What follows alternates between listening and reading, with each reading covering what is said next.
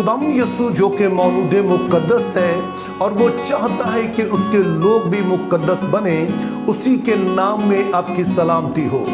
क्या आपने कभी गौर किया कि एक मजहबी आदमी में और एक रूहानी आदमी में क्या फ़र्क होता है? मजहबी आदमी वो होता है जो अपने मज़हब की तमाम रसूमात को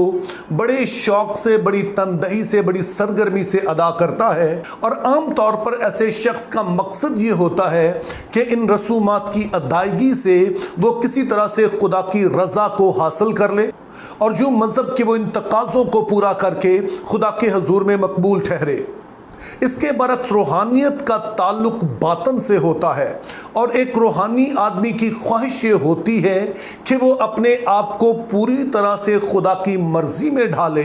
और सिर्फ रसूमात की हद तक नहीं बल्कि उसकी ज़िंदगी के तमाम पहलू, वो जो दुनिया को नज़र आते हैं और जो नहीं भी नज़र आते हैं, वो सभी खुदा की मर्जी के ताबे हों, और जो उसका रिश्ता जो खुदा के साथ है वो गहरा हो। तो यूँ हम देखते हैं कि मज़हब का ज़्यादा ज़ोर रसूमात पर होता है, जबकि रूहानियत का ताल्लुक आपके रवैये और तर्ज़ अमल से होता है। मज़हब ज़ाहरी बातों पर ज़ोर देता है, जबकि रूहानियत आपके बातन पर ज़ोर देती है। इस बात को हम एक और मिसाल से समझ सकते हैं, और इस मिसाल का ताल्लुक काजियों से है, और आज हम जिस काजी की ज़िंदगी पर गौर करने जा रहे हैं इसका नाम इफ्ता है।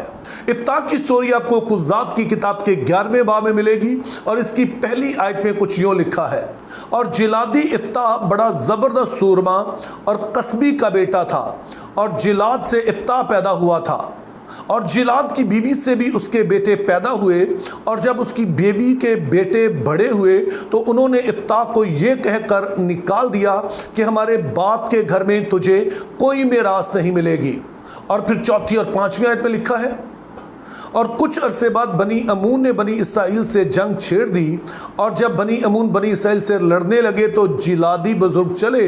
कि इफ्ता को तूब के मुल्क से लेकर आएं। सो वो इफ्ता से कहने लगे कि तू चल कर हमारा सरदार हो ताकि हम बनी अमून से लड़ें। अब इस हवाले में चंद बड़ी ही अहम बातें बताई गई हैं, लेकिन इस हवाले पे आने से पहले मैं आपको याद दिलाता चलूं कि कल की वीडियो में मैंने बताया था कि ये जो काजी थे ये दरअसल अपनी कौम का आईना थे, जिनके ज़रिए से हम देख सकते थे कि उस वक्त बनी इसराइल की अपनी हालत क्या थी, क्योंकि जिस तरह की कौम थी उस कौम में से वैसे ही लीडर सामने आए। और कुज़ात की किताब का एक बड़ा मकसद यही बताना है कि बनी इसराइल उस वक्त किस तरह के थे और उनके लीडर जो निकले वो किस तरह के थे, और यूं तो राह तैयार होती है ताकि एक बादशाहत कायम हो कि यहाँ पर एक रास्तबाज बादशाह उन पर हुकूमत कर सके। तो जब इस बात को सामने रखकर हम इफ्ता की ज़िंदगी पर गौर करते हैं तो पहली ही चीज़ हमें बताई गई कि वो एक कस्बी का बेटा है, एक प्रोस्टिट्यूट का, एक तवाइफ का बेटा है। अब जाहिर है कि अगर ये कस्बी का बेटा है तो इसमें इसका कसूर तो नहीं है, लेकिन ये बात भी याद रहे कि शरीयत में इस तरह की बात को इंतहाई मायूब समझा गया है, और इसके लिए बड़े ही सख्त लफ्ज़ इस्तेमाल हुए हैं। मिसाल के तौर पर काहिनों से कहा गया कि वो किसी तवाइफ से, किसी कस्बी से शादी ना करे। हत्ता के काहिनों से कहा गया कि अगर उनकी कोई बेटी कोई कस्बी का पेशा इख्तियार कर लेती है तो वो दरअसल कैपिटल पनिशमेंट की हकदार है, यानी उस पर सजाए मौत लागू होती है। और ना सिर्फ काहिनों से ही कहा गया बल्कि आम लोगों से भी कहा गया कि वो इस बात का ख्याल रखें कि उनके घराने की खवातीन इस तरह का कोई पेशा इख्तियार ना करें। और फिर यही सबब है कि जब ये भी जवान होता है और इसके सौतेले भाई जो कि इसके बाप की असल बीवी से पैदा हुए थे वो भी जवान हो जाते हैं, तो वो इसे घर से निकाल देते हैं, चूँकि वो समझते हैं कि ये मुनासिब बात नहीं है कि ये हमारे साथ रहे और जायदाद में से हिस्सा पाए। लेकिन दूसरी बात हमें बताई गई है कि ये एक ज़बरदस्त सूरमा भी था। अब हुआ कुछ यूँ है कि जब बनी अमून ने इसराइल पर हमला कर दिया तो अब ज़रूरत पड़ी किसी ऐसे जंगजू की जो कि बनी इसराइल की तरफ से लड़ सके। तो अब सोचिए ज़रा कि बनी इसराइल के बुजुर्ग जो सरकर्दा लोग थे, जो कि बड़े मोतबर लोग थे, वो इसके पास जाते हैं कि तू आ और हमारी तरफ से बनी अमून के साथ लड़। सो एक तरफ तो इसके जो भाई हैं वो इसे घर से निकाल देते हैं, वो समझ समझते हैं कि ये इस काबिल नहीं है कि हमारे साथ रहे, लेकिन बाद में फिर बनी इसराइल के बुजुर्ग खुद इसे बुलाते हैं, एक ऐसे शख्स को जो कि उनकी नज़र में मायूब है, लेकिन जब ज़रूरत पड़ती है तो उसी को बुला लेते हैं ताकि फिर इसके ज़रिए से वो अपनी जान छुड़ा सके बनी अमून से। तो यूँ हम देखते हैं कि बनी इसराइल उस वक़्त ऐसी हालत में थे कि जहाँ पर उन्हें खुदा के कलाम से, रूहानियत से, इन बातों से कोई ज़्यादा गर्ज नहीं थी। उनका वाहिद मकसद था कि कोई भी हो, उसका जो भी किरदार हो, बैकग्राउंड हो, उसके साथ जो भी बातें मंसूब हों, लेकिन बहरहाल वो हमें छुड़ा ले।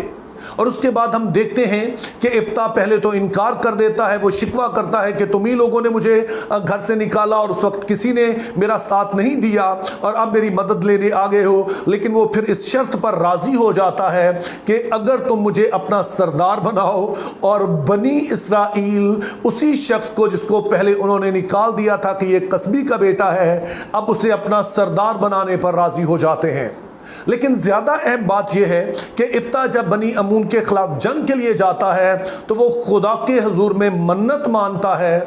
कि अगर खुदा मुझे फतह दे तो जो कोई भी मेरे घर में सबसे पहले बाहर आएगा मैं उसे सोखती कुर्बानी के लिए खुदावंद को गुज़रान दूंगा। और जब इफ्ता जंग के लिए जाता है तो ये बनी अमून पर गालिब होता है, और जब वापस आता है तो सबसे पहले इसकी इकलौती बेटी ही इसके इस्तकबाल को निकलती है। और ये देखकर ये इंतहाई परेशान हो जाता है, दुखी हो जाता है कि मेरी बेटी ही आ गई है जो मेरी इकलौती औलाद है। लेकिन फिर ये कहता है बहरहाल मैंने खुदा को जुबान दी है और फिर मैं इसे फिर नहीं सकता हूँ। और उसके बाद कुछ अरसा उसे देता है कि वो अपनी सहेलियों के साथ वक्त गुजारे, और उसके बाद ये खुदावंद के लिए उसे कुर्बान कर देता है। अब सवाल ये पैदा होता है कि इसका ये अमल दुरुस्त है या गलत है। अगर तो आप मजहबी हैं तो आप कहेंगे इसने बिल्कुल ठीक किया, क्योंकि इफ्ता ने कहा था कि मेरे घर से जो भी सबसे पहले निकलेगा मैं उसे कुर्बान कर दूंगा, और जाहिर है कि ये लड़की निकली है तो इसने उसे कुर्बान कर दिया। तो इस तरह से ये अपनी बात पर कायम रहा है। लेकिन अगर आप रूहानी हैं तो आप इसके इस अमल को किसी तरह से कबूल नहीं कर सकते हैं। उसका सबब यह है कि बनी इसराइल को बहुत ही वाज़ेह तौर पर हुक्म दिया गया कि वो अपने बच्चों को आग में ना चलाएं और ना ही उन्हें किसी देवता के लिए कुर्बान करें। तो यूँ हम देखते हैं कि रूहानी होने के लिए लाजम है कि खुदा की हर तरह की मर्जी से हम वाकिफ़ हों, जो कि हमारी ज़िंदगी के तमाम पहलुओं का अहाता करे, और फिर उसमें हम अपने आप को ढालें। तो यूँ मेरे अजीज़ों, हमारे खुदा की ख्वाहिश ये है कि हम रूहानी बने। अगरचे कि खुदा चाहता है कि जो रसूमात हमें दी गई हम उन पर अमल करें, लेकिन दरअसल वो सिर्फ रसूमात की अदायगी नहीं चाहता है, बल्कि वो चाहता है कि हम अपनी ज़िंदगी के हर पहलू को उसके ताबे करें, और हमारा रवैया और हमारा तर्ज अमल वो खुदा की सोच का अक्कास हो। हत्ता कि जब रसूमात भी हों तो वो सिर्फ दिखावे की हद तक ना हो, बल्कि वो दिल से हो। और यही वो चीज़ है जो कि खुदा के हुजूर में मकबूल ठहरती है। तो मेरी दुआ है कि खुदा हमें फजल दे कि हम मजहबी ना बने बल्कि रूहानी बने, चूँकि जो रूहानी आदमी है वही अपनी ज़िंदगी के हर पहलू में रूहानी बातों की तलाश में रहता है। Think biblically, live purposefully, have a very good day.